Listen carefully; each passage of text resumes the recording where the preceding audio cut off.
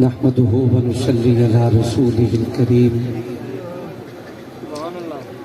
أما بعد أعوذ بالله من الشيطان الرجيم بسم الله الرحمن الرحيم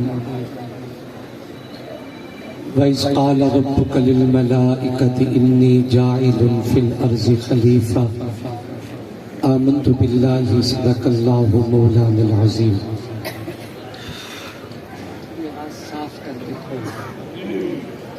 آواز ایک ہی ہو، دونوں ایک آواز، سادہ آواز کر کے کھول دیجئے ذرا.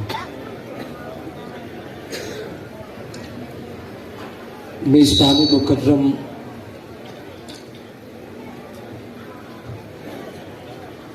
جانشین پیر و مرشد حضرت اقدس حضرت مولانا پیر رحمت الرحمن درخواستی دامت برکاتہم العالیہ، برادر محترم حضرت مولانا پیر محمد جواد درخواستی صاحب، جناب مولانا محمد خباب درخواستی، حافظ محمد احمد ثانی درخواستی دامت فیوزہم، اور ان کے رفقائے کار دوستوں کو اس خوبصورت کانفرنس کی کامیابی پہ مبارکباد پیش کرتا ہوں. میرے دائیں بائیں اسٹیج پہ کثیر تعداد میں اکابرین امت موجود ہے. وقت کافی گزر چکا ہے. میں 7-8 منٹ یا 10 منٹ آپ سے بات کروں گا. پوری محبت اور ذوق سے میری گفتگو سماعت فرمائیں گے. آج کل سوشل میڈیا کا زمانہ ہے. ہمارے حضرت اقدس حضرت مولانا پیر محمد نسیم احمد صدیقی صاحب دامت برکاتہم العالیہ ایک بات ارشاد فرما رہے تھے کہ سوشل میڈیا دجالی فتنہ ہے.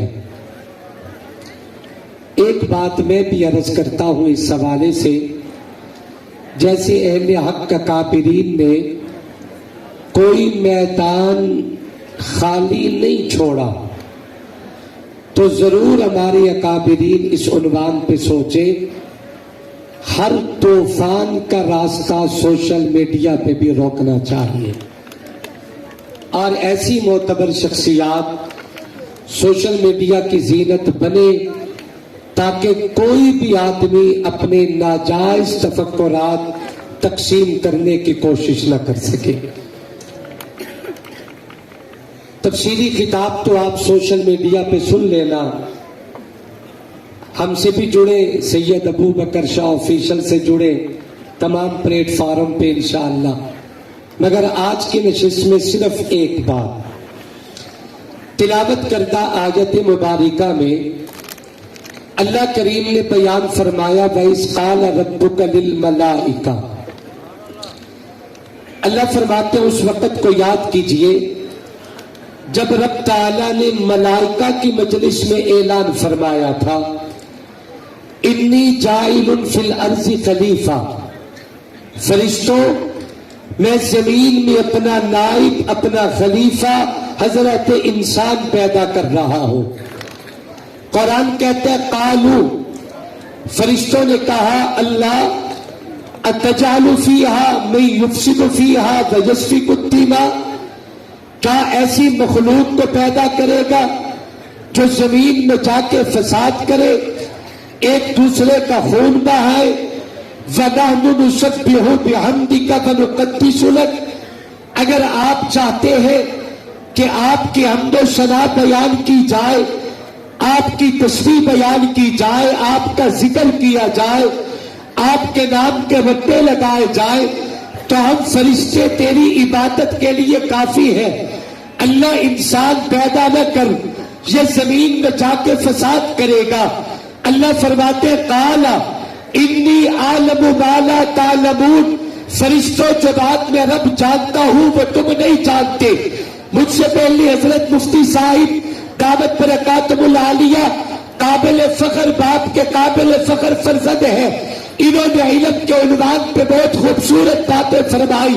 اللہ تبارک و تعالیٰ فرماتے ہیں کہ فرشتوں جو رات میں رب جانتا ہوں وہ تم نہیں جانتے۔ اب وہ کیا بات ہے کہ جو اللہ جانتے ہیں ملائکہ نہیں جانتے۔ اللہ تبارک و تعالیٰ نے جناب آدم کو پیدا کیا، رجحان کے خشور روشن ضمیروں آدم کو پیدا کر کے اللہ نے قدرت کی نگاہوں کے سامنے بٹھایا، ان کے بھی مقابل اللہ نے ملائکہ کی مقدس جماعت کو بٹھایا، اللہ نے مٹی کی چند چیزیں بنائی۔ علامہ جلال الدین سیوطی رحمت اللہ علیہ ان تمام چیزوں کے نام بھی لائے ہیں۔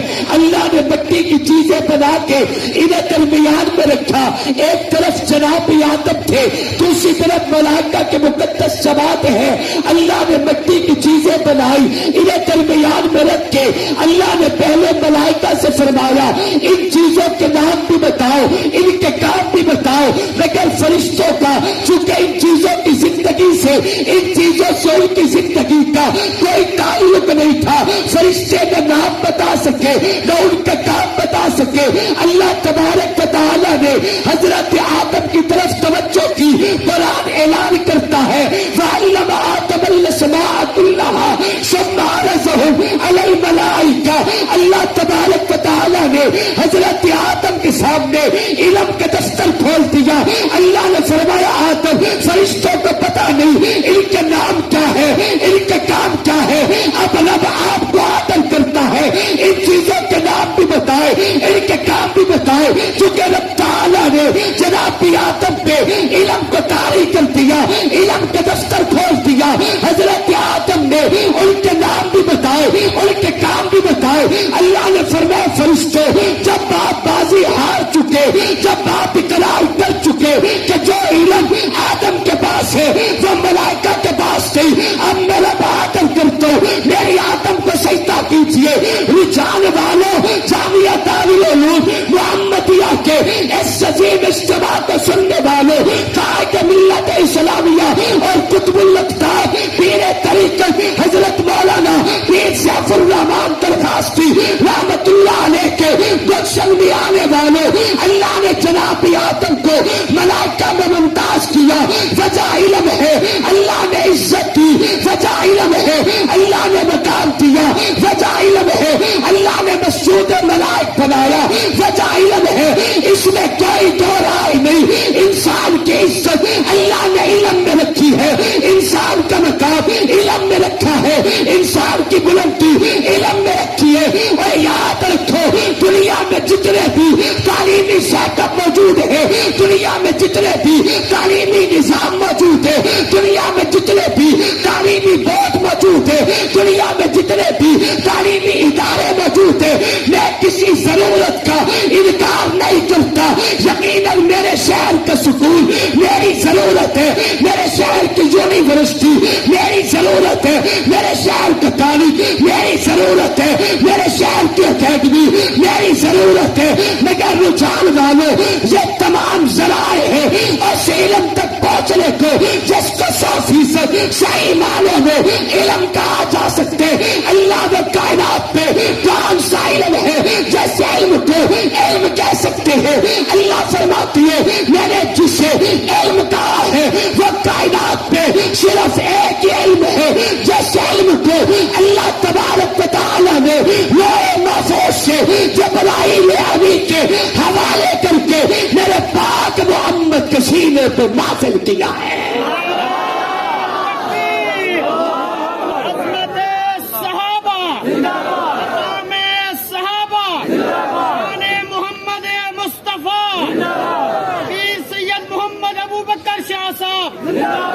اسلام سید محمد ابو بکر شاہ صاحب، نعرہ تکبیر۔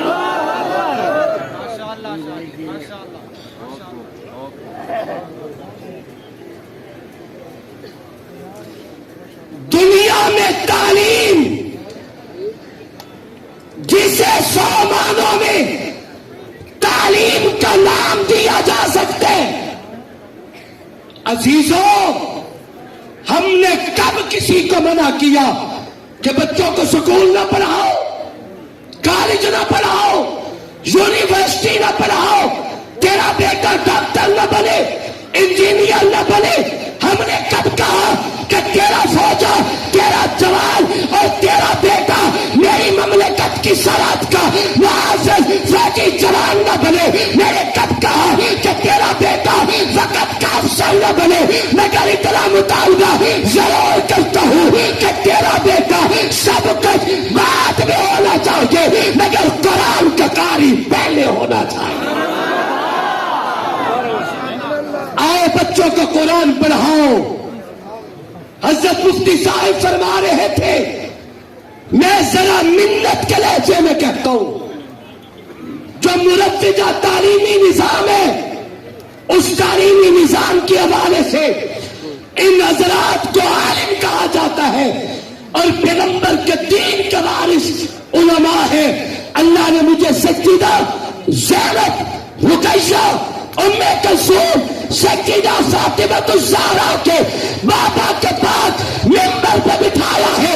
میری پشت پہ کربلا کے مقدس شہیدوں کا خون ہے۔ میں تیری منت کرتا ہوں، ہاتھ جوڑ کے تیرے سامنے استدعا کرتا ہوں، جوانوں اپنے بچوں کو قرآن پڑھاؤ، خود بھی قرآن پڑھے، اپنے بچوں کو پڑھائیں۔ کم از کم اپنی اولاد کو نہیں پڑھا سکتے تو جامعہ دارالعلوم محمدیہ میں آؤ، قرآن پڑھنے والے بچوں میں کسی بچے کو اپنا بچہ بنا لے، تھوڑا سا اپنے ہونے کا ثبوت دیجیے۔ میں نے لگتا ہے ڈھیر سارے بیٹھے ہو لیکن آواز کوئی نہیں، اپنے ہونے کا ثبوت دیجیے۔ اگر ایسی ہی آواز اسٹیج سے آئے گی تو کیا مزہ آئے گا، کیا لطف آئے گا انشاءاللہ۔ خود قرآن پڑھو، جامعہ دارالعلوم محمدیہ ہو، جامعہ شیخ درخواستی ہو، جامعہ عبداللہ بن مسعود ہو، جامعہ مقصد العلوم ہو، جامعہ عثمانیہ ہو، دنیا میں جتنے بھی ادارے موجود ہیں، مدارس موجود ہیں، کسی مدرسے کے سائن بورڈ پہ آپ کو یہ لکھا ہوا نہیں ملے گا کہ بچہ قرآن پڑھے، بڑا نہ پڑھے، جوان قرآن پڑھے، بزرگ نہ پڑھے، ایسی کوئی بات نہیں۔ میں آپ تمام دوستوں کو دعوت فکر دیتا ہوں کہ خود بھی قرآن پڑھے، اپنے بچوں کو قرآن پڑھائیں۔ ماشاءاللہ، سلامت رہے، ویلکم۔ خطیب یورپ و ایشیا حضرت عثمانی صاحب تشریف لا چکے، میں بات ختم کرتا ہوں، توجہ کریں، خود قرآن پڑھے۔ نمبر 2، اپنے بچوں کو قرآن پڑھائے۔ نمبر 3، اگر اپنی اولاد کو قرآن نہیں پڑھا سکتے تو کم از کم قرآن پڑھنے والے بچوں میں سے کسی بچے کو اپنا بچہ بنا لے، اس کی تعلیم پہ خرچ کرے، اس کی ضروریات کا ذمہ اٹھائے، نسل در نسل جب تک صبح قیامت تک یہ خدمت دین کا سلسلہ دنیا میں جاری رہے گا، ہماری قبروں پہ خدا کی رحمتیں برستی رہیں گی انشاءاللہ۔